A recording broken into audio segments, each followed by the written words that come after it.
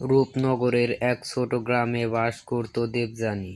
তার সৌন্দর্য শুধু বাহ্যিক ছিল না, বরং তার হৃদয়ের মাধুর্য সবাইকে মুগ্ধ করত। তার হাসি যেন সোনার আলো ছড়াতো। তার সেই হাসি দেখলে মানুষের মন ভালো হয়ে যেত। একদিন গ্রামে এলো এক অচেনা লোক, নাম তার বিজয়। সে ছিল রাজ্যের এক প্রসিদ্ধ শিল্পী, যে সারা দেশ ঘুরে মানুষের সৌন্দর্য ও ব্যক্তিত্ব আঁকত।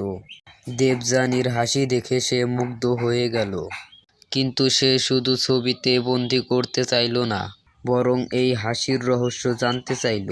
সে দেবযানীকে জিজ্ঞেস করল, তোমার হাসির এত উজ্জ্বলতা কেন? দেবযানী হেসে বলল, কারণ আমি বিশ্বাস করি, আনন্দ ভাগ করলে বারে কমে না।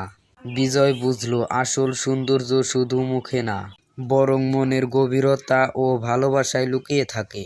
সে দেবযানীর এই কথা তার ক্যানভাসে ফুটিয়ে তুলল, আর সেই ছবি একদিন রাজপ্রাসাদেও পৌঁছালো।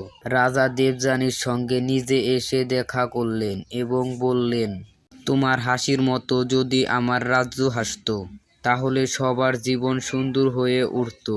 এরপর দেবযানী গ্রামের সবাইকে আনন্দের পাঠ শেখাতে লাগলো। তার হাসি শুধু একটি সৌন্দর্যের প্রতীক ছিল না, বরং এক নতুন আশার আলো। Subscribe please.